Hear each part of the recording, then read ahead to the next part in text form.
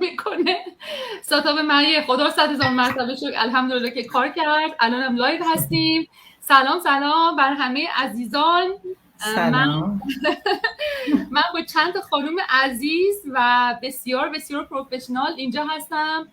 ساعت 8:35 شب هست به وقت تورنتو. من میتونم بگم هر کاری که یک آدم با 6 تا شاخ و 5 تا دم میتونسته امروز انجام داده باشه من امروز انجام دادم. و به جز آپولو کردن به جز فلای کردن آپولو و بعد از اینم تازه night is good show must go on. یی پس no excuses. اولین چیزی که میخوایم تو این لایو به شما بگیم no excuses. و میخواستم که شما این عزیزان معرفی کنم. منو که زیاد دیدید، این عزیزان رو ببینید. خیلی خیلی خوشحال هستم، افتخار میکنم که وقتی که به این 3 تا خانم عزیز مسیج زدم و فکر نمی کنم هیچ وقت اینا جلوی تلویزیون دوربین رفته باشند. دلیل دوم برای اینکه نیاز ندارید شما تو این بیزینس حتما بیاین جلوی دوربین و میتونید خیلی موفق باشید. اینو بهتون قول میدم. من تا موقعی که خیلی بالایی رسیدم یه دونه ویدیو هم نذاشتم. اینه که حتما این لایو رو نگاه کنید، صحبت این عزیزان رو بشنوید و امیدوار هستم که داستان زندگی یکی از این عزیزان یا همه این عزیزان مشابه داستان زندگی شما باشه و شما رو اینسپایر کنه. خب بذاریم حالا شروع کنیم. کی میخواد بره اول؟ هر کسی که میخواد بره اول خودش شروع کنه، خودش رو معرفی کنه، منم دوربین رو نشون میدم. من تو آفرین عزیزی دلم، خیلی خوب. اولا که ندا جون واقعا ممنون از وقتت. میدونم خیلی گرفتاری، اینه که واقعا ازت ممنونم که این تایم رو گذاشتی برای ما. واقعا لطف کردی. من آیزین هستم، تقریبا 23 ساله که دارم کالیفرنیا زندگی میکنم و خب اینجا اومدم درس خوندم. دیگه 7-8 سالی میشه که دیگه کاملا فول تایم کار میکنم. من سینگل مامم، تقریبا یعنی دخترم 11 سالشه و دارم تنهایی بزرگش میکنم و یکی از دلایل خیلی مهمی که داشتم و دلیل اصلی که وارد این بیزنس شدم این بودش که میخواست یه درآمد جانبی داشته باشم، برای اینکه دیگه همه میدونین دیگه چقدر تورم زیاده و به خصوص برای کسایی که مثل من واقعا یه درآمد دارن، خب خیلی بالاخره آسون نیست. هر چقدر هم درآمد خوب و کار خوبی داشته باشیم بازم خیلی خوبه که آدم یه چیز جانبی داشته باشه. بعد دیگه خیلی خوب. کسایی دیگه اگه داشتن خودشون معرفی کنن من حتما. الهام تو میخوای بری بعد یا جوانه میخواد بره؟ من میرم بعد. اوکی برو جوانه. من جوانه هستم، 26 ساله که توی آمریکا زندگی میکنم با همسر و دخترم و کار در واقع مهندس صنایع غذایی هستم و کار کنترل کیفی میکردم تمام این سال، هنوزم میکنم و این بیزنس رو در کنار کار اصلیم شروع کردم و واقعا خوشحالم که این اپورتونیتی به من اومد و از طریق یکی از ادای ندا جون در واقع وارد این بیزنس شدم. ولی خب آمادگی ذهنیشم واقعا داشتم، یعنی من سالها بود که همش تو این فکر بودم که بیزنس رو شروع کنم ولی همش به یه بنبستی میخوردم و فکر میکردم که این به درد نمیخوره، اینو که مطمئن نیستم. ولی این که در واقع سر راهم قرار گرفت احساس کردم که دیگه واقعا یا همینه یا هیچ وقت دیگه این کار نخواهم کرد. یعنی گفتم دیگه الان اکسکیوزی ندارم که بخوام انجام ندم، اینقدر که واقعا همه چیش واقعا پرفکت برای کسایی که بک‌گراند بیزینس ندارن و دوست دارن که یه چیزی رو شروع کنن. خیلی هم عالی. مرسی عزیزم. سپیدی، الهام جان نوبت توه.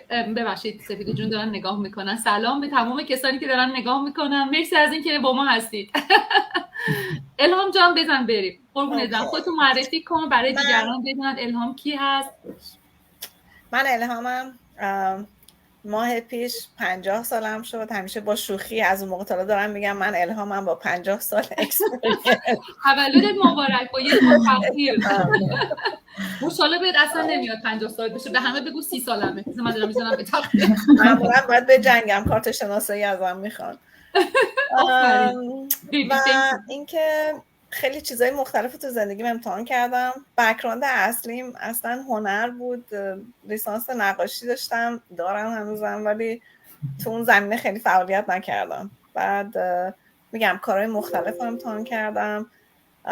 20 سال پیش از ایران اومدم بیرون، یه 10 سالی توی بلژیک زندگی کردم، دوباره 10 سال پیش دوباره مهاجرت کردم، برای بار اومدم آمریکا و الان یه 10 سالی هست که اینجا زندگی میکنم. کرونا زندگی منو کاملا تغییر داد. یه مدتی اینجا معلم زبان فرانسه بودم توی مدرسه ایمرشن لنگویج و دوران کرونا باعث شد که اصلا شروع کنم به این فکر کنم که میتونه همه چیزی مدل متفاوتی باشه، یعنی میتونه یه اتفاقی بیفته و همه چیز تغییر کنه. تو همون دورانم در حال باز کردن فروشگاهم بودم. یه فروشگاه پت دارم که فقط پت نوتریشنیست هم شدم به خاطر همین. میگم من همه چیز کردم و یه وام خیلی سنگینی گرفتم، از صفر شروع کردم. خیلی برای هممون خیلی سنگین بود. تو همین حول حواشی همسرم هم بیزینس کارش رو دست داد. امریکا شما میدونی هیچ استیبل نیستین شما تو هیچ کاری، یعنی هر لحظه ممکنه از دست بدین و این یه شوک بود برای من به این که من یه درآمد دیگه لازم دارم که در این حال که یه مادر هستم بتونم کنار دختر تینیجرم باشم، چون دختر تینیجر 14 سال دارم و هم بتونم این بیزینس خودم هم ران کنم داشته باشم، بتونم اینو به عنوان یه کار جانبی ریزی شروع کنم برم بالا. آفرین. با اینکه هیچ تجربه‌ای تو این دنیا نداشتم، تو همین مدت خیلی کوتاه چیزایی که تو این بیزینس یعنی بیزینس آنلاین یاد گرفتم خیلی کمکم کرد که بتونم بیزینس اصلیمو یعنی کار اصلیمو فروشگاهمو یه مقدار تغییر بدم تو تبلیغاتش و اینا و اصلا همه چیز داره تغییر میکنه. یه دنیا خدا رو 100,000 مرتبه شکر. الهام من اینو نمیدونستم، از خیلی هم میشنوم این رو. خیلی از کسایی که مثلا مخصوصا کسانی که ریل استیت ایجنت هستن یا مورگیج بروکر هستن این حرفو میزنن که وقتی که میان ترینینگ‌های ما رو یاد میگیرن خودشون برای مثلا بیزینس خودشون ادورتایز میکنن، خیلی خیلی روی بیزینسشون اثر میذاره. خیلی خوشحالم که اینو میشنوم. خدا رو 100,000 مرتبه شکر عزیزم.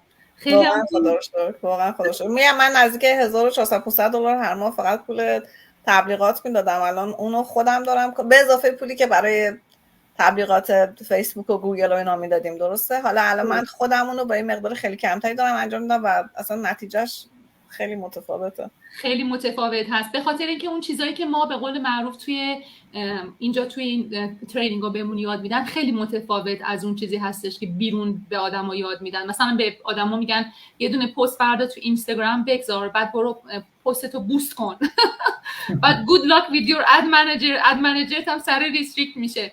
کسایی که مثل ما کار دیجیتال مارکتینگ کردن، بوست کردن پست is a no. هیچ وقت نمی‌کنیم این کارو.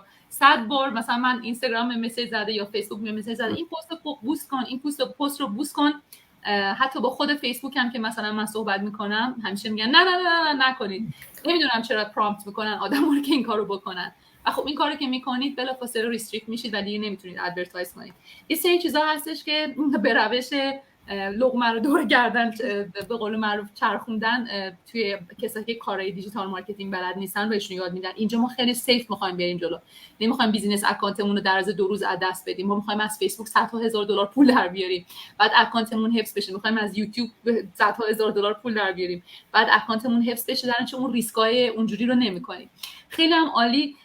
خیلی از کسانی که دارن نگاه میکنن مطمئنم این سوال براشون هستش که آیا بیزینس واقعا واقعیه؟ یعنی مثلا شما روزی که اومدید هیچ کدومتون بود که مثلا اسکپتیکال باشید بگید که یعنی این من چون خودم یادمه که وبینار اولو که دیدم اصلا خوشم نیامد از پنلیستش. خیلی آدمای عجیب غریبی بودن، آدمای خیلی خوبی بودن. بعدن که شناختمشون دیدم خیلی آدمای خوبی ان. تو لحظه اول تو فیس همون وسط یه لحظه شما ظاهر یه نفر رو نگاه میکنید با من خیلی متفاوت بودن. اون تقصیر منم بود، تقصیر اونا نبود. اونا یه ظاهر خاصی داشتن، یک عالمه پیرسینگ و نمیدونم تتو و متو و چیزای اینجوری. نه اصلا من خیلی یوبموم اینا کی هستن، اینا کیان دیگه، ای بابا اصلا معلوم نیست کیه این بنده خدا. بعد خیلی زده شدم. بار دوم که پنلیستا نگاه کردم یه سری آدمایی که مشابه خودم بودم، کارن کریس بود که مدیر مدرسه بود، کریس که فایر فایتر بود، چیز بود، گرت بود که توی آرمی کار میکرد. این آدمایی بودن که به قول معروف آدمای خیلی معمولی بودن و داستان زندگیشون میگفتن و اینها دیگه. اونجا بود که من واقعا باورشون کردم و احساس کردم که میتونم برم. کوچ من یه خانم ایرانی نبود، منتور من یه خانم ایرانی نبود، ندانامی وجود نداشت. ایرانیایی بودن، ایرانیای زیادی بودن اون موقع توی این بیزینس گلوبال، چون تیم ما یه تیم گلوبال الان 180,000 نفر، موقعی که من اومدم 17,000 نفر بود. از اون 17,000 نفر شاید مثلا 50 تا ایرانی بود. خیلی هاشون اتفاقا ریال استیت ایجنت بودن، نمیدونم چرا یه جورایی خیلی هاشون 90% ریال استیت ایجنت بودن. این 3 years ago. ولی اینه که من خیلی اسکپتیزم شروع کردم و وقتی که اومدم وارد ترایل سیریز شدم و منو به کامیونیتی اضافه کردن، درآمدا رو دیدم، بیشتر ترسیدم. گفتم خدا اینا درآمدشون خیلی بالاست، چطوری ممکنه یا 20,000 مثلا $20,000 شما تو یه روز بتونید در بیارید، $50,000 تو یه روز بتونید در بیارید؟ اصلا هم چیزی امکان نداره، اینا 100% اسکمه.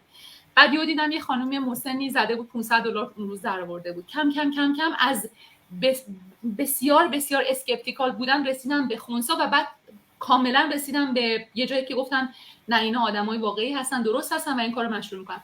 می‌خوایم با دیگران شیر کنید، کسایی که دارن نگاه میکنن، اگر که هیچ کدوم از شماها اون حس رو داشتید که آیا واقعا این بیزینس کار میکنه، واقعی هست، نظرتون چیه؟ حالا می‌خواین از اول دوباره برگردیم به از آذین شروع کنیم. آذین چیزی که دوست داری در این مورد شیر کنی عزیزم با کسایی که دارن نگاه میکنن؟ حتما.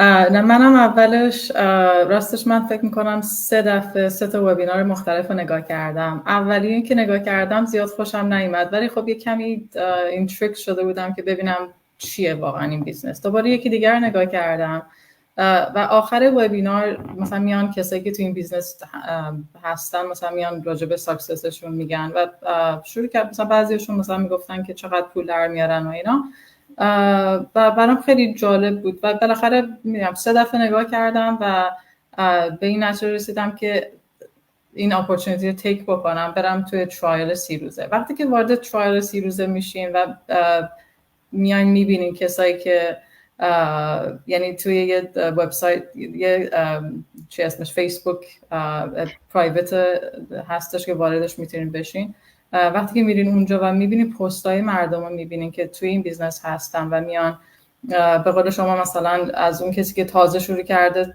$500 پول در آورده تا اون کسی که مثلا داره 6-7 ساله داره این کار رو انجام میده و صدها هزار دلار داره پول در میاره، همه میان پست میذارن و میای داستانشون رو میخونی و میبینی که خب همشون خیلی سخت زحمت کشیدن و خیلی هاشون بدون تجربه وارد این بیزنس شدن و به کجاها رسیدن.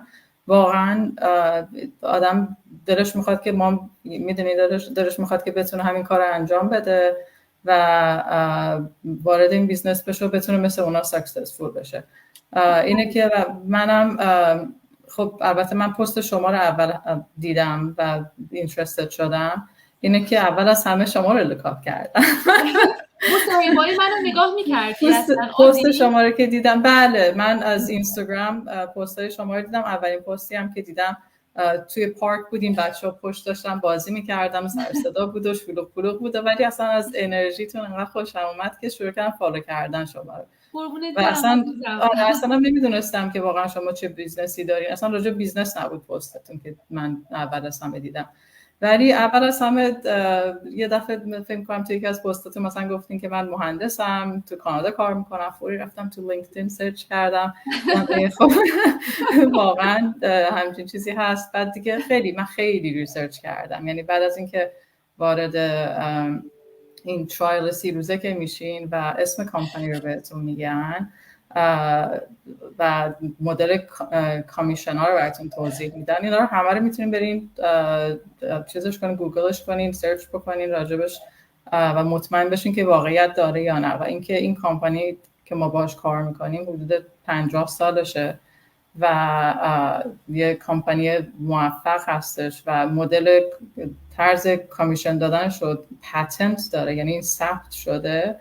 این برای من از همه چی مهمتر بود و به هر حال با این ریسرچی که کردم دیدم که نه، این یعنی واقعا قانونیه و دیگه گفتم مثلا نمیتونم این اپورتونیتی رو از دست بدم. آفرین عزیزم، آفرین. واقعا باعث افتخار من، خوشحال میشم وقتی آدمو میرن تحقیق میکنن. من حالا بعضیا میرن مثلا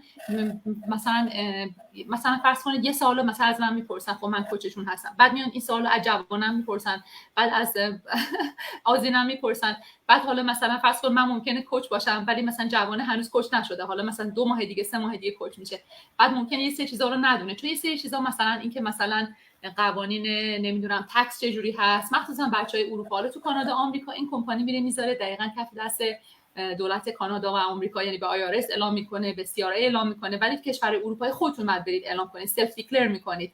اینه که من مثلا همیشه میگم که اگر میخواین برین سوال کنید، تحقیق کنید، حتما برین تحقیق کنید، ولی از کسایی هم بپرسید که کوچ هستن که اون اطلاعات مالی رو داشته باشن که بتونن در اختیارتون قرار بدن. یا در مورد قیمت ها مثلا سوال میکنن. شما اینوستمنت های مختلفی داریم، مثلا میتونیم اینوستمنت کم داشته باشیم، میتونیم اینوستمنت زیاد داشته باشیم. هیچ کس هم ما رو مجبور نمیکنه بیایم با بالاترین اینوستمنت شروع کنیم. من خودم با بالاترین اینوستمنت ممکن شروع کردم، پولش هم اصلا نداشتم. بعضی به من میگن بابا تو مهندسی پولدار هستی، نمیدونم فلان اینا. میگم خب اگه من مهندس پولداری بودم که نیازی نداشتم به این بیزینس. من مهندس هستم، درسته، درآمد خوبی دارم، درسته، ولی توی کشورهای کانادا و آمریکا و استرالیا و اروپا و خیلی اکثر کشورهای پیشرفته شما درآمدتون یعنی واقعا اولا یه دونه اسلیو هستید برای کمپانیتون و بعدش هم امروز هستید، فردا یه دونه ریستراکچر میشه و شما نیستید، یا اینکه مثلا پروژه لغو میشه، شما دیگه کارتون رو از دست میدید. اصلا نمیتونید شما به کارتون بسنده کنید، اصلا نباید شما سرنوشت بچه‌هاتون رو بذارین در اختیار یه رئیسی که اصلا معلوم نیست چیه نشسته برای شما تصمیم بگیره که شما امروز نون دارید بیاری بذارین رو سفره‌تون یا نه. شما باید حتما یه درآمد دوم داشته باشید که به هیچ کس وابستگی نداشته باشه. من یادم یکی از پروژه‌ای که وارد شدم با اسنسیل، اولین پروژه معدن بود و یه پروژه‌ای بود که من استخدام کردن با اینکه من سابقه معدن اصلا نداشتم، سابقه نفت و گاز داشتم. موقعی که من استخدام کردم در از 3 ماه این پروژه از مثلا 10 نفر رسید به 450 نفر. بعد پروژه کار کرد، شروع کرد 1 سال 1 سال و نیم با سرعت خیلی وحشتناک کار کرد. حالا شانس آوردم اون موقع من مجرد بودم، بچه‌م نداشتم، شب تا ساعت 9 میشستم کار میکردم داونتاون تورنتو.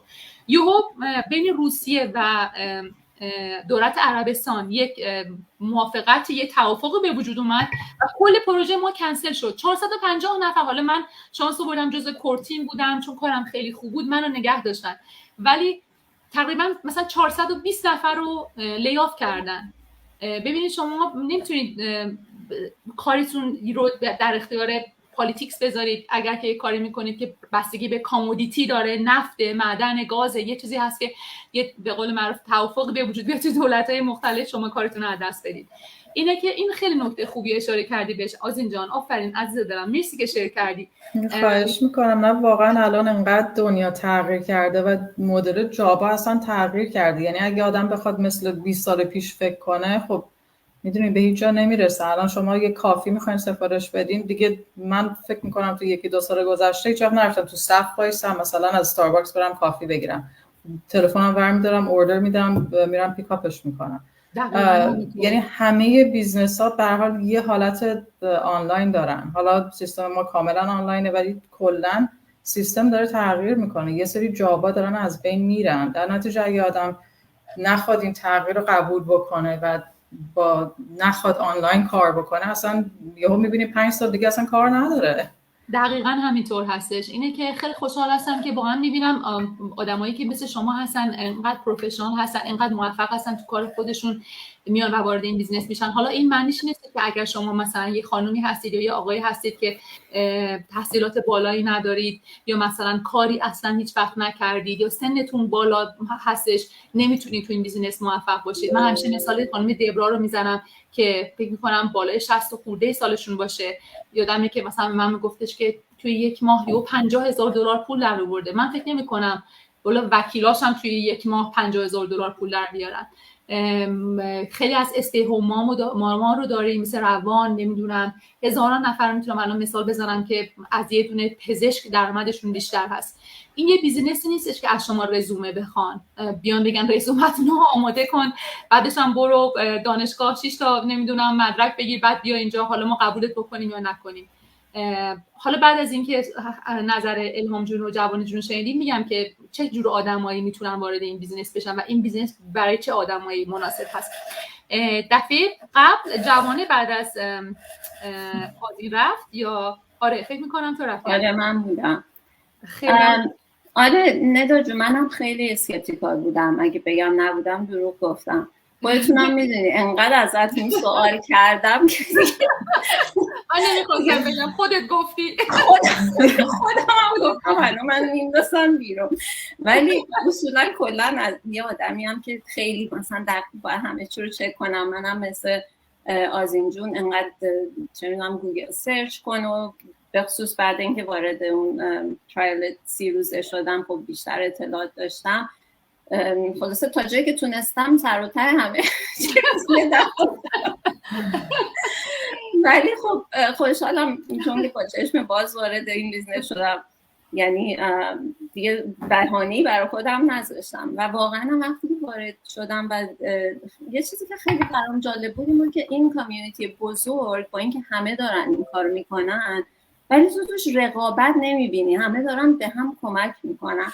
یعنی این به نظر من خیلی جالب بود برای اینکه و همش هم این قضیه پروموت میشه که مثلا همه به چه میدونم حالا تیمای مختلف هستش بالاخره حتی تو تیم خودش ولی حتی خارج از تیم خودت هم هر موقع کمکی بخوای انقدر طول در اختیار همه هست و انقدر ریسورس در اختیار همه هست که واقعا دیگه فقط باید خود آدم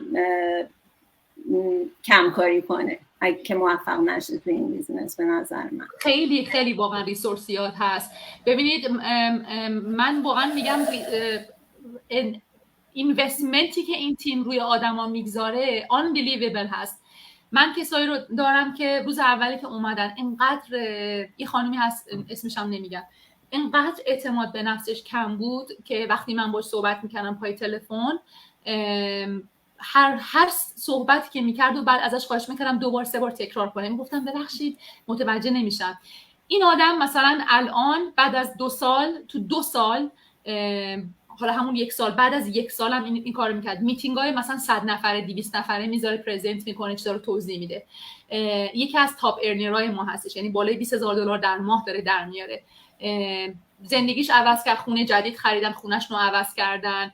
و شما اگر که واقعا بخواید یه روانشناس بگیرید، نمیدونم انگزایتی داشته باشید، سوشال انگزایتی داشته باشید، بخواید روتون کار بکنه که بخواید مثلا یه کمی پابلیک اسپیکینگتون بهتر بشه، باید صدها دلار خرج کنید. جلسه $250 بدید، هی برید هی بیاین، هی برید هی بیاین.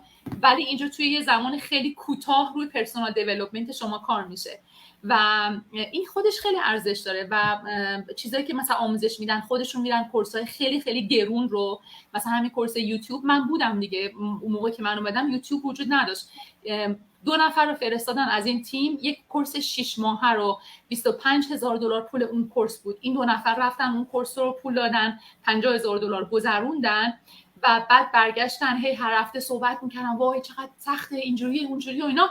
بعد کم کم اومدن فشردش کردن، بعد اومدن کم کم مدولش کردن، بعد برای نوع کار ما در واقع اون ترینینگ ها رو آماده کردن و به صورت مجانی در اختیار ما گذاشتن. یعنی یک کورسی که بیرون $50,000 2 نفر رفتن گذروندن و ما مجانی با همون $149 اولیه داریم الان میگذرونیم. بعد هر هفته آپدیتش میکنن، هر اتفاق جدیدی که میفته. من خودم رفتم در راجع به یوتیوب صحبت کردم، چیزایی که خودم یاد گرفتم، آدمایی که مثلا میان چیزای مختلفو تست میکنن و میارن صحبت میکنن. شما از تجربیات این آدما میتونید پیدا کنید. کجا میتونید شما آدم همچین چیزی رو مثلا تو دانشگاه بیرون داشته باشه؟ شما فرض کنید من روزش هم نگاه میکردم یه ادورتایزینگ تو اینستاگرام اومده بود که آره کورس بریم ما به شما کورس دیجیتال مارکتینگ یاد میدیم. کورس دیجیتال مارکتینگ که چی بشه، چه جوری میخواین پول در بیارید. حالا فرض کنید شما فیسبوک مثلا مارکتینگ رو خیلی خوب یاد گرفتید، شما در واقع یه پکیج کامل میخواین برای اینکه بتونین از اون فیسبوک مارکتینگ پول در بیارید. بیزینس ما یه پکیج کامله، یه قسمتش اون کورسای دیجیتال مارکتینگ هست، 1000 تا المنت دیگه هم داره. یه المنتش اون پلتفرم مادری هستش که آذین جون گفتن ما ازش استفاده میکنیم. در نهایت تمام بیزینس آنلاین یک پلتفرم مادر دارن که محصولات خاص خودش رو داره، روش درآمدزایی خودش رو داره. حالا مال ما ژاپنی هست، 50 سال قدمت داره، خیلی شرکت استیبلی هست، همه جای دنیا شعبه داره، اینوستمنت بالا میخواد. چیزی نیست که شما با $100 بتونید واردش بشین. الان فکر کنم شما یه شلوار جین هم میخواین بخرید $200 بعد مینیمم پول بدید. چجوری آدم میتونه $25000 در بیاره در ماه، انتظار داشته باشه با $200 در ماه اینوست کردن میتونه این پولو در بیاره؟ اینوستمنتش بالاست، حداقل تو اکثر کشورها $3-4 هزار هست. چیزی نیستش که وارد شدن بهش آسون باشه. و چون بیزینس هم هست خب بالاخره بعد آدم وقت بگذاره، زمان بذاره و اینها. ولی واقعا من الان دارم یه خانمی رو نگاه میکنم ماهی $100,000 داره در میاره. مثلا میگم من چند ماه اول 6 ماه اول خیلی درآمدی کمی داشتم، یهو رفت مثلا رو بالای $30,000 در ماه. میارزه آدم دیگه آقا 6 ماه اصلا هیچ پولی در نمیارم، 6 ماه چه میدونم $1,000 $2,000 $3,000 در میارم، ولی بعد از اون دیگه ماهی $30,000 $20,000 راحت در میارم. الان بچه‌ها میرن تو تیم خودم پست میذارن، من همیشه عکس میگیرم برای بچه‌های دیگه شیر میکنم که همه با هم دیگه جشن بگیریم. مثلا استی هوم مام هستن، $2,000 $3,000 خیلیه. مثلا تو یه روز مثلا نوشته بود این خانم که $2,190 تو یه روز واقعا در آورده. اینه که اینا خیلی ارزش داره. ما یه پلتفرم خاصی استفاده میکنیم که شما بتونید راحت برای خودتون $10,000 $15,000 $20,000 $30,000 در ماه در بیارید. میدونم باورتون نمیشه، چون من باورم نمیشد. من موقعی که وارد این بیزینس شدم و داشتم مصاحبه‌های دیگران نگاه میکردم اصلا باورم نمیشد. چجوری ممکنه؟ هنوزم که هنوز به عنوان یه مهندس باورم نمیشه چجوری من مثلا ممکنه تو یه روز $25,000 در آوردم. چجوری اصلا چی شد؟ چه اتفاقی افتاد؟ همینجوری یعنی واقعا هنوزم گیجم. ولی خب چرا چه اتفاقی افتاد؟ به خاطر اینکه ما از یک کامپنسیشن پکیجی استفاده میکنیم که بسیار بسیار اسمارته و به آدما کمک میکنه که از همون اول درآمدزایی بکنن. و یه پلتفرمی هستش که هر چقدر که جلوتر میرید درآمدتون بیشتر میشه. اینه که حتما چکش بکنید، چون واقعا زندگی من، زندگی الهام جون، جوانه جون و آذین جون رو تغییر داده. حالا هر کدوممون رو توی یه سطح، چون بسته به اینکه کی اومدیم، کی وارد شدیم، چقدر داریم در میاریم، $5,000 داریم در میاریم، $2,000 داریم در میاریم، $50,000 داریم در میاریم، زندگیمون رو تغییر داده. ولی نمیگم هم یک شب پولدار شدن هستا. اگر که دنبال یک شب پولدار شدن هستید اصلا ایگنور کنید، همین الان هم این لایو بذارید برید، چون این بیزینس یک شب پولدار شدن نیست. بیزینس یک شب پولدار شدن کلاهبرداری سر مردم و کلاه گذاشتن و کردیت کارتاشون رو شارژ کردن و رفتن. این بیزینس یک شب پولدار شدن نیست. این بیزینس زمان میبره، وقت میبره، ولی واقعا درآمد بسیار بالایی داره و هزاران حسن داره که هر چی که بیشتر واردش میشین بیشتر عاشقش میشید. حالا بذاریم از الهام جون بشنویم. الهام جان تو چی عزیز دلم؟ نظر تو چیه؟ والا من از شما خوشم اومد، از اون انرژیاتون. باور کنین اصلا اون انرژیتون، اون هیجانی که داشتین انقدر واقعی بود بر من که من مثل بقیه انقدر تحقیق نکردم. یعنی من آدم خیلی ساده و راحتیم. یعنی به قول امریکا به اون گات خودم اعتماد میکنم. یه حسی به من گفت این میتونه زندگی من رو عوض کنه و مهمتر از همه این که من بسیار آدم درونگراییم، برخلاف اینکه بقیه فکر میکنن که خیلی راحتم. اصلا اینجوری نیستم. یعنی برای من جلوی دوربین اومدن اصلا راحت نبود، ولی الان یه قسمتی از لذت روزانه منه، برای اینکه میرم قبلش مثلا ویدیوهای دیگر نگاه میکنم، یه سری اطلاعات، مثلا الان شروع کردم یه سری راجع به مایندست ها دارم کار میکنم. درش رفتم یک عالمه اطلاعات در مورد مایندست پیدا کردم، طرز تفکر، و اومدم خودم اونا رو ساده کردم به صورت مثلا کوتاه‌تر به زبان فارسی که مثلا فکر کردم این شاید بتونه 2 نفر دیگر رو نجات بده. یعنی من احساس میکنم کاری که این بیزینس داره بر من میکنه، اصلا اون پولی که داره میاره اصلا مهم نیست. الان مهم اینه که ریشه‌ای داره منو تغییر میده. من از این قسمتشه که خیلی خوشم میاد. و شما، من فکر میکنم هر جا که طرز تفکر تغییر بکنه اونجا ترقی شروع میشه. شما بخوای یا نخوای وقتی مایندستتون تغییر میکنه دیگه نمیتونی تو اون لول بمونی، یعنی مجبوری تغییر کنی، میپری بالا. واسه همین من از این چیزش خوشم اومد. یه چند تا اون ویدیوها رو باور کن یکی دو تاشو با بی‌حوصلگی نگاه کردم، اصلا حوصله نداشتم. 90 دقیقه بعد به حرف شما فکر کردم که اگه کسی 90 دقیقه حوصله نداره فیلمو نگاه کنه اصلا بودم الهام تو مثل لاک پشت میری ولی میری. من اینجوریم، من خیلی آروم حرکت میکنم ولی یه چیزی رو تا به نتیجه نرسونم ول نمیکنم. یعنی آدم عجیب غریبی هم تو این خیلی به افتخار میکنم. اون روز که میتینگ داشتیم کلی راجع به تکس به قول معروف چون خودت بیزینس داری و این کارهای تکس رو انجام دادی کلی به دیگران توضیح میدادی این کارو کنید اون کارو کنید، نه اینجوری تکساتون رو نمیدونم فایل نکنید. اینه که واقعا خیلی خوشحال هستم که آدمایی مثل شما مثلا تو خودت بیزینس داری، برای خودت یه پت استور داری و اینها و با یه مثلا یه اون قشنگی زندگی خودت و اون افکار خودت و چیز روزمره خودت اومدی وارد این بیزینس کردی. یه چیزی که می‌خواستم توضیح بدم اینه که این بیزینس چه کسایی توش موفق میشن.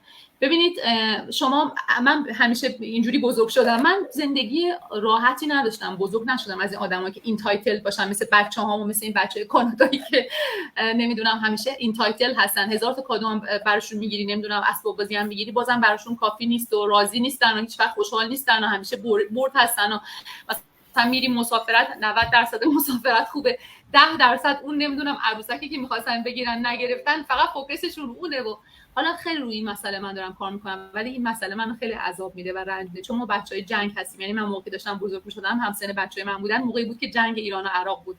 الان هم که خب میبینید که یه جنگ خیلی بعدی توی خاورمیانه اتفاق افتاده که واقعا آدم گریهش میگیره عکس‌ها رو میبینه. ولی کلا من چون خیلی اونجوری بزرگ شدم همیشه اپریشییت میکنم همه چیز رو. همین الان اگه به من میگن ندا بیا برو فضانورد شو، میگم باش میرم میشم. اگه یعنی این چیزی باشه که بخوام بشم، هیچ لیمیتیشنی تو این دنیا خدا نگذاشته. لیمیتیشن فقط دور از جون مرگه. تنها اتفاقی که میتونه بیفته که یعنی دیگه واقعا هیچ کاریش نمیشه کرد دیگه، واقعا تموم شد، مرگه. اینه که آدم بمیره دیگه. دور از جون اگر زنده باشید، تا موقعی که زنده باشید هیچ محدودیتی خدا برای شما قرار نداده. یعنی شما الان فردا بخواید به این فضانورد بشین تو ناسا میتونید برید بشید. این بیزینس که چیزی نیست، هتل در مقابل فضانورد شدن. یک سرمایه اولیه میخواد، اکثر آدما میتونن افوردش بکنن. من خودم این سرمایه اولیه رو نداشتم. این سرمایه بود که من رفتم از بانک قرض کردم، به شوهرم هم گفتم، شوهرم خیلی موافق بود، برخلاف تمام اطرافیان من که مخالف و بدبین و دیگه نمیدونم این کلاهبرداریه و ندا آی بدبخت شدی و ندا نمیدونم خجالت بکش، این نمیدونم مناسب تو نیست و از این حرفا. من اشتباه کردم، به اطرافیانم گفتم نگید، اگر یه چیزی رو میخواین شروع کنید به شوهرتون بگین، به بچه‌هاتون بگین، به پدر مادرتون، کسایی که تصمیم میگیرن تو زندگیتون بگید، ولی نرید به همسایه بگید، نمیدونم تاکسی بگید، به اون نمیدونم همسایه روبرویی بگید، به این بگید، به اون بگید، چون اونها هیچ کدومشون که به قول معروف وبینار رو نگاه نکردن که هیچ کدومشون نمیتونن به شما نظر درست بدن. من این اشتباه کردم و بعداً از جف بیزوس شنیدم که وقتی میخواین یه چیز مهمی رو شروع کنید اون رو برای خودتون نگه دارین. خلاصه به شوهرم گفتم، شوهرم موافق بود، رفت تمام 90 دقیقه رو نگاه کرد بنده خدا و اطلاعات مربوط به پری کوچینگ هم همه رو نگاه کرد، رفت تحقیق کرد، چون مایکل به شدت دیتیل میره تحقیق میکنه، توتون همه چیزو در میاره. گفت نه اوکی، لیگال هست، برو جلو و خیلی هم اوکی هستش و اینا. بعدش بهش گفتم من معذرت میخوام، من یه پول خیلی بزرگی رو میخوام از بانکم بکشم کنار، این پول تو زندگی ما خیلی میتونه کارا رو انجام بده، میتونیم خیلی از چاله ها رو باهاش پر بکنیم، ولی من میخوام این کارو بکنم. اگر که کوچ من میگه که توی 1 سال اول اکثر آدما به بالای $10,000 در ماه میرسن، اگر این درست باشه و اگر من بتونم موفق بشم زندگی ما تغییر میکنه. ما که گفت اوکی برو، خودم رفتم پولشو قرض کردم و این بیزینس رو شروع کردم. پس این که من نمیدونم در سرمایه اولیه ندارم اکسکیوز هست، من هیچی رو قبول نمی‌کنم. من رفتم این پول از بانک قرض کردم، کسایی رو میشناسم کار دوم گرفتن، رفتن اوبر درایور کردن. یه آقای بود مهندس بود، رفته بود اوبر انجام میداد، میگه من باید این پول اینو جور بکنم. یه آقای دیگه تازگی اومده از اروپا، اونم همینطور رفت یه کار مثلا پارت تایم به مدت 1 ماه اینطورا گرفت که مثلا بتونه اون پول اولیه این بیزینس رو شروع کنه. یه پول اولیه میخواد برای این بیزینس، یک در واقع فایری میخواد تو درونتون که واقعا مثل گاتی که الهام گفت شما رو بکشونه ببره جلو، یعنی اون حس خوبی که این تراست دارید بهش. هر چقدر که بدبین باشید تا یه مقطع بدبین هستید دیگه. وقتی سوالاتتون رو میپرسید 6 بار 7 بار 8 بار جواب سوال اطلاعاتتون رو میگیرید دیگه بدبینی از بین میره دیگه خیالتون راحت میشه که بابا این مثلا اسکم نیست، کلاهبرداری نیست، واقعی آنها. اون فایره رو بعد همیشه برنینگ بکنید. اون انگیزه رو، اون نمیدونم چی است، اون انرژی رو باید همیشه در خودتون داشته باشید. ما آدما راحت میتونه وایمون یادمون بره تا یه سختی برش میاد، مثلا میخوایم لاغر شیم، میریم جلو آینه وای میسیم میگیم وای چقدر چاق شدم، حالا از خودم هم میخوره، بعد میریم 2 بار 3 بار 4 بار میریم جیم، بعد عرق میریزیم، مفصلمون درد میگیره، بعد میگیم نه بابا حالا مهم نیست، حالا چاقم بودیم میدونی چی میگم، مهم نیست نمیخوام لاغر شیم. ولی اون وایتون نباید یادتون بره، همیشه اون انگیزه که چرا به خاطرش وارد شدید. و اینکه خب زبان انگلیسی باید حتما بلد باشید در حد متوجه شدن. حالا نمیگم پرفکت باشید، نیازی به صحبت نداره، نیاز به سلز نداره، نیاز نداره با کسی حرف بزنید. هیچ کدوم از این آدمایی که توی این دوربینا رو می‌بینید، جوانه، آذین، الهام، هیچ کدوم همدیگه رو نمی‌شناختن، با همدیگه حرف نزدن، ما با همدیگه سلز نمی‌کنیم، همه چیز از طریق اینترنت انجام میشه. ممکنه شما فقط زبان هلندی بلد باشید ولی زبان انگلیسی رو باید در حد فهمیدن بلد باشید. چرا؟ چون ترینینگ‌های ما به زبان انگلیسی هست. ترینینگ‌های ما همه به زبان انگلیسی هست، به صورت ویدیوهای ضبط شده هست و شما باید متوجه بشید که اینا چی میگن. اون موقعی که میخوان براتون ویدیوها رو بفرستن که تصمیم گیری کنید، اونا همه به زبان انگلیسی هست. موقعی که وبینار 90 دقیقه که الهام جون گفت خیلی بورینگ هست، منم قبول دارم بهش، موافقم باش، میفرستن اون 90 دقیقه به زبان انگلیسی هست. درسته من فارسی صحبت میکنم، جوان جون صحبت میکنه فارسی، آذین، الهام همه فارسی صحبت میکنیم، ولی در نهایت زبان اصلی این بیزینس زبان انگلیسی است و زبان انگلیسی باید بلد باشید. حالا من کسایی دارم از سوئد اومدن، از این اپ‌هایی گرفتن که زیرنویس فارسی براشون میذاره، فکر میکنم در سال $30 هست، چیزی نمیشه در سال $30، 365 روزم که حساب کنید میفته روزی کمتر از 1 سنت. اونا رو گرفتن دارن ترینینگ‌ها رو با اونا میگذرونن. اینه که این چیزا رو اگر داشته باشید واقعا میتونید وارد کنید. بعد استپ بعدی چی؟ استپ بعدی این هستش که ببینیم ما وبسایتامون رو همه گذاشتیم زیر این ویدیو. برید تو وبسایت ما، ایمیلتون رو بگذارید. از طرف ما دیوونه میشه دیگه، یعنی دیگه کلاتون رو میخواین بزنید به دیوار. به مدت 30 روز همینطوری ایمیل میاد زور میاد، چپ میاد خب میدید همجوری ایمیل اتومات سیستم میاد. علت اینم که این میاد به خاطر نیست که ما میخوایم شما رو اذیت کنیم، مریض روحی خودمون که نیستیم. علت هستش خب این بیزنس بین‌المللیه، تو آفریقا ران میشه، تو آمریکا ران میشه، تو استرالیا ران میشه. اینا نمیدونن شما کدوم کشور هست، تو تایم زون‌های مختلف میفرستن و اون ساعت که براتون مناسب هست بالاخره میرید و اون ایمیل رو باز میکنید و اون وبینار رو نگاه میکنید. قصد فرستاده شدن این ایمیل‌های اتوماتد این هست که شما وبینار رو نگاه کنید، یعنی آخر برمیگردید به اون وبینار 90 دقیقه‌ای. اون وبینار رو که نگاه کردید بهتون میگن اگه دوست دارید وارد ترایل 30 روزه بشید. ترایل 30 روزه یه ترایل هست که شما رو وارد کمپانی میکنن، وارد کامیونیتی میکنن، $149 میدید و اگر دوست داشته باشید با کوچتون حالا سوالا رو بپرسید، همه سوالا در مورد سرمایه‌گذاری این اون تحقیقاتتون رو بکنید. اگر دوست داشته باشید با کوچینگ کالتون رو بوک میکنید و اون سرمایه‌گذاری رو انجام میدید و بیزنس خودتون رو شروع میکنید. اگر هم دوست نداشته باشید اون $149 رو بهتون برمیگردونن. لب مطلب این هستش. حالا آخرین چیزی که میخوایم توضیح بدیم، آذین جان، جوان جان، الهام جان، چیزی هستش که بخوایم اضافه کنیم برای اینکه مثلا به آدمو کمک بکنه یه کمی بیشتر این شفاف بشه؟ برمیگردم به تو دوباره آذین عزیز. فکر میکنم اولین سوالی که تقریبا همه میپرسن اینه که اصلا چی کار میکنید؟ من فکر میکنم شاید یه توضیح خیلی کوتاهی اگه بدیم راجع به این که واقعا توی این بیزنس چی یاد میگیریم و چه کاری انجام میدیم، برای اینکه خب یکی از کانفیوژن های بزرگ مردم هست که وقتی که مثلا پست های ما رو میبینن هنوز کمی نمیدونن که چه درسته.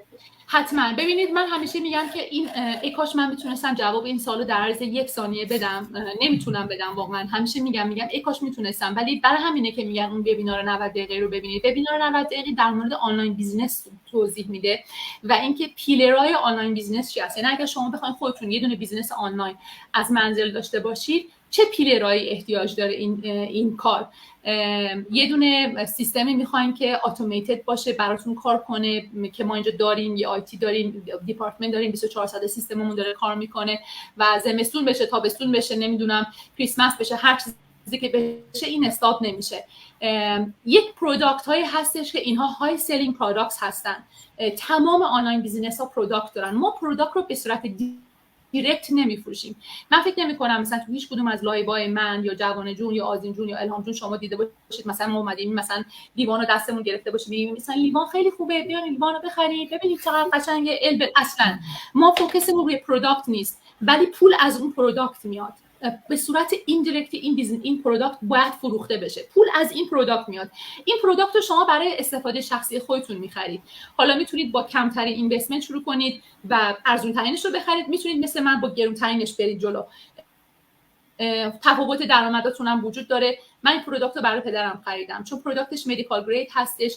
این پروداکت هایی هستش که تو ژاپن به مدت 20 سال از 1974 تا 1994 توی تلویزیون ادورتایز می‌شده، فروخته می‌شده به عنوان مدیکال گرید اکویپمنت و سال 1994 دیگه این کمپانی زد بیرون و توی ساوت کره، آمریکا، کانادا، استرالیا و تمام جای دنیا، اروپا شروع کرد به برنچ‌های مختلف زدن و دیگه اکسپند کرد. از ژاپن اومد و تمام کشورها، یعنی هدکوارترش هنوز ژاپن هست ولی دیگه اومد اکسپندش کرد به 42 تا ستلایت آفیس که از تمام دنیا به قول معروف تیکر میکنه الان این کمپانی.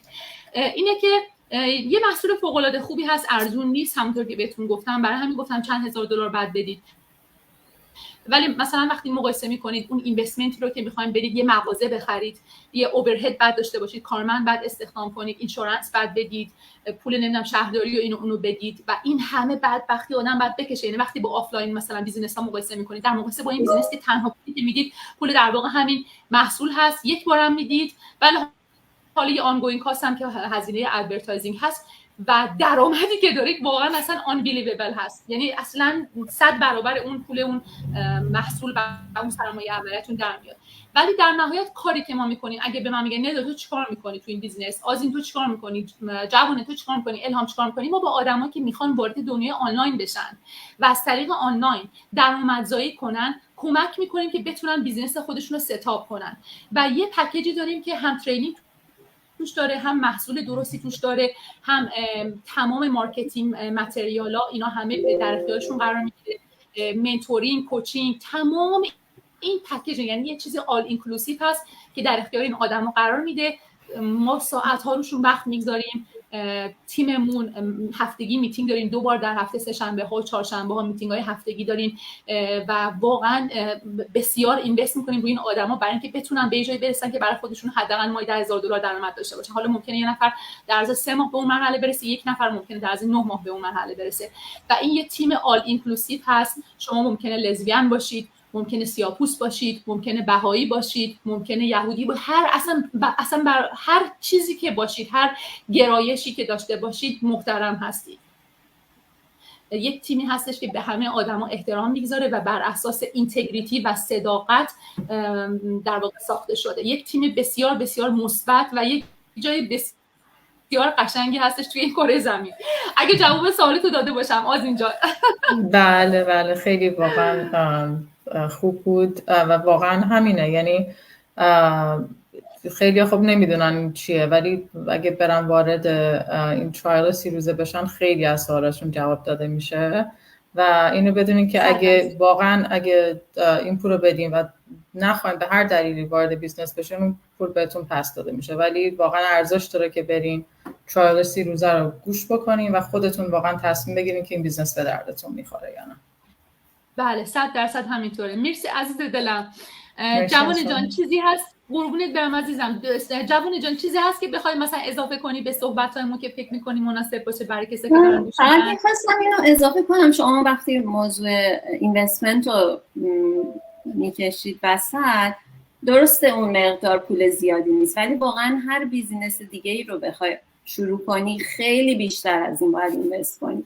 تازه نمیدونیم که اصلا بگیره نگیره، این پول ممکنه همه رو از دست بدی و چیزی دستتون نگیره. برای همین این یه بیزنسی که واقعا خیلی برای آدمایی که ریسک پذیریشون بالا نیست خیلی مناسبه، برای اینکه همه چی توی پکیج همینجور که گفتین ارائه داده میشه و واقعا انگار که لقمه میکنن میذارن تو دیگه آسون‌تر نمیتونه برای کسی واقعا یعنی همه چیز برات اویلیبله. دقیقاً خیلی نکته خوبی رو گفتین، خیلی نکته خوبیه، برای اینکه واقعا منم وقتی که می‌خواستم وارد این بیزنس بشم پیش خودم گفتم خب درسته مثلا چه میدونم مثلا 7-8 هزار دلار بعد شاید پول بدم، ولی واقعا ریسکش خیلی میارزید. برای اینکه میدونین واقعا اینوستمنت شاید به نظر همجوری بگین مثلا 7-8 هزار دلار ممکن به نظر زیاد بیاد، ولی وقتی مقایسه میکنیم با تازه با خیلی درسته، تازه با خیلی کمتر میشه شروع کرد. دقیقاً. ولی شما هر کار دیگه بخواید بکنین، مثلا بخواید چه میدونم یه هیر سالن یکی داشته باشه، یکی بخواد پت شاپ داشته باشه، یه کافی شاپ درست بکنه، بعد صدها هزار دلار بعد اینوست بکنه، احتمال خیلی زیاد مجبور میشه یه لون خیلی زیادی بگیره، یا اینکه حالا دیگه کسی واقعا پولدار باشه پولش داشته باشه که حالا یه چیز دیگه. ولی اکثر مردم وقتی میخوان یه بیزنسی شروع بکنن بعد با یه سرمایه خیلی زیادی کاماپ بکنن، ولی مثلا این سرمایه که برای این بیزنس میخوایم واقعا دوبله برای بیشتر مردم، یعنی یه چیزی نیستش که نتونین انجام بدین، یعنی حداقل برای بیشتر مردم. دقیقاً همینطوره. مرسی عزیزم، مرسی جوان جان، خیلی نکته خوبی اشاره کردی. الهام جان تو هم چیزی هستش که بخوای اضافه کنی به اون چیزایی که تا الان صحبت شد برای کسی که دارن گوش میدن عزیزم؟ من فکر کنم مهمترین چیزی که تو این بیزینس خیلی مهمه اینه که شما باید حتما سلف دیسیپلین داشته باشین. یعنی باید بدونین، مثل این میمونه که وقتی شما یه بچه مدرسه‌ای هستین هی بعد یکی بهتون بگی برین درستون رو بخونی، یا یکی هی باهاتون راه بیاد. درسته؟ این بیزینس یه دانشگاهه، یه کالجه. شما وقتی پاتون رو میذارین تو این بیزینس باید بدونین که مسئول همه چی شمایین و اینکه کسی نیست که بهتون بگه این کارو بکنین اون کارو بکنین. من باید خودم بدوم بگردم پیدا کنم، البته تمام اطلاعات اونجا هست، ولی خب منم باید یه حرکتی بکنم دیگه. من باید برم دکمه رو بزنم، ویدیو رو نگاه کنم. یعنی مینیممش اینه. درسته؟ و باید همش ریسرچ بکنم. واسه همین من مثلا به دوستان میگم، مثلا یه موقع به من میگن مثلا خوششون اومده میبینم مثلا من دارم چه میدونم کار میکنم، یا مثلا فرضاً 2000 تا فالوور دارم، من براشون مثلا یه چیزی وای الهام 2000 تا فالوور داره، همش بهش میگم اولا تعداد فالوورها اصلا مهم نیست، شما اون یه مقداریش اصلا یه شو الکیه، یه مقدار اون فالوور واقعی نه. خب من الان متوجه شدم دیگه، میان اصلا من زبان ویدیو زبان فارسی میذارم، بعد میبینم مثلا مکزیکی لایک کردم، میگم شما چیزی نفهمید که برای چی لایک کردید. و اینکه خب مثلا میاد به من میگم مثلا میگم من میخوام اینو شروع کنم، بهش میگم نه عزیزم این اصلا به درد شما نمیخوره، شما دوستم میشناسم میگم قربونت برم شما به درد نمیخوره. این خیلی مهمه که ما بدونیم چی به دردمون میخوره چی به دردمون نمیخوره. اگر واقعا اراده قوی دارین که مثل من 5 تا زبان یاد بگیرین بعد از 30 سالگی بیاین، اگر کلوف باشه نه یه ذره باید جدی باشین. آره یه ذره جدی باشین، باید بدونین که واقعا چه هدفی. من واقعا هدف اصلیم این بود که خب من هیچ حقوق بازنشستگی ندارم، یعنی نه مخصوصا از این قاره به اون قاره هم شدم، هیچ وقت نتونستم اون بیس رو درست بکنم و میدونم واقعا دلم میخواست که یه مبلغ راحتی رو داشته باشم که بگم آخه یه جا هست که من یه چیزی رو دارم، بخاطر اینکه واقعا من عاشق سفر کردنم، حداقل از سفرام نزنم بخاطر اینکه آفرین که ندارم. یعنی این چیز من بوده، میدونین این هدف اصلی من بوده. به مرحله بازنشستگی هم میرسید، همه شما که اینجا هستید میرسید، من رسیدم. بین 3 تا 5 سال طول میکشه که اون مرحله برسید. حالا من موقعی که اومدم گفتم آقا اصلا 3 سالو بی خیال، فرض کن من 7 سال طول بکشه برسم. الان تو کار خودم که 7 سال دیگه چه اتفاقی میفته؟ هیچ اتفاقی نمیفته. حداقل میدونم تو این بیزینس بعد از بین 3 تا 5 سال به این مرحله میرسم. بعد خیلی جالبه، رفته بودم لاس وگاس نزدیک یک صدها هزار نفر تو این اتاق بودن، بعد همه جور آدمی بود دیگه، ایرانی بود، غیر ایرانی بود، نمیدونم آمریکایی بود، کانادایی بود، سیاه‌پوست بود، هندی بود و اینا. بعد میگفتن که مثلا خب بازنشستگی ما از $5000 در ماه شروع میشه، بعد به $10000 در ماه میرسه، بعد به $15000 در ماه میرسه، خلاصه با تا $55000 در ماه میرسه. بعد میگفتن که خب آدمایی که مثلا $55000 در ماه هستن به این مرحله رسیدن تو ردیف اول بشینن. بعد من مثلا اشتباها تو ردیف دوم نشسته بودم، اون مثلا مال کسایی بود که مثلا $40000 در ماه بود. بعد دیگه من اومدم یه دونه عقب شدم، بعد گفتن که آره اینا مثلا مال کسایی که $30000 در ماه، اینا مال کسایی که $25000 در ماه. خلاص دیگه ما از اون آخر در واقع اتاق بزرگ سر در آوردیم که فکر کنم عکساشو گذاشتم تو اینستاگرام یا تو فیسبوک هم هست. منظورم اینه که صدها هزار نفر به اون مرحله رسیدن و شما هم میرسید، تک تکتون میرسه. اصلا فکر نکنید که حالا سنتون بالاست، سنتون کمه، نمیدونم زبان انگلیسیتون کامل نیست، دکتر نیستید، مهندس نیستید، اینا اصلا مهم نیست. واقعا تنها چیزی که مهم هست اینه که چی دوست دارید تو زندگیتون بهش برسید. اگر میخواین به اون مرحله برسید، به اون مرحله میرسید. و واقعا این ترینینگ ها رو فالو بکنید، کوچبل باشید، حرف کوچتون رو، حرف منتورتون رو گوش بدید. من با اینکه خودم تو کار خودم آدم موفقی هستم، خودم یه جوری منیجمنت هستم توی کار مهندسی، ولی وقتی اومدم تو این بیزینس گفتم نه، این پرفکشنیست بودن تو بذار کنار. یه جوری مثلا با خودت چیز کن که اصلا یک شاگرد هستی، هیچی هم بلد نیستی، اصلا هیچی بلد نیستی. هر چی کوچت گفت نکن انجامش نده، هر چی گفت انجام بده انجام بده. یعنی واقعا تا اون تی آخر اون چیزی که اون کوچم میگفت من مراعات میکردم. یعنی کاملا کوچبل بودم، اصلا نمیگفتم حالا من خودم علم مهندس بلم اینا این کیه میاد به من مثلا. اصلا میگفتم من توی این کار هیچ تجربه ندارم، من که بیزینس قبلا نداشتم، که من که اصلا آنلاین قبلا کار نکردم، که پس باید کوچبل باشم، هر کسی که هر چی بهم میگه گوش بدم. و واقعا این خیلی کمکم کرد. کسایی رو میشناسم میان مثلا بهشون میگم مثلا این هشتگ رو استفاده نکنید، فیسبوک این هشتگ سنسیتیویتی داره، میان استفاده میکنن. خب بعد مشکل برمیخورن، فیسبوک اذیتشون میکنه چون هشتگا رو دوست نداره و اینا. اینه که کوچبل بودن هم خیلی مهم هست. اگر واقعا اون سرمایه اولیه رو حالا مینیممش هم میتونید فراهم کنید، اگر دوست دارید زبان مثلا انگلیسیتون هم خوب است، دوست دارید یه بیزنس آنلاین داشته باشید، واقعا اینو جدا بهتون میگم بهتر از این وجود نداره. کسایی رو میشناسم که استاک مارکت کار کردن، صدها هزار دلارشون رو از دست دادن، اومدن اینجا میگن ندار این دردسرش 1/1000 اون هست و ریترنی که به ما میده خیلی خیلی بیشتر هستش. اینه که چرا آدم بعد وقتی یه سیستمی وجود داره که داره کار میکنه، داره یه در واقع سفره‌ای هست که به این همه آدم داره برکت میده، چرا آدم ازش استفاده نکنه؟ میدونید چی میگم؟ الان که وجود داره. مرسی از تمام وقتی که عزیزان گذاشتید، خیلی خیلی ممنون از تمام کسانی که نگاه کردن این مصاحبه رو.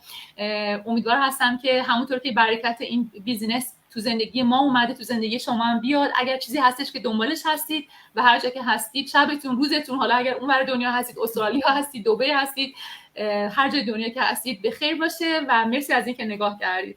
مرسی عزیزم. مرسی ندا جون. جوانه جان. مسنجر براتون لینک زوم هم میفرستم. بابا همگی بخیر، روز همگی بخیر. مرسی. مرسی. خدافظ.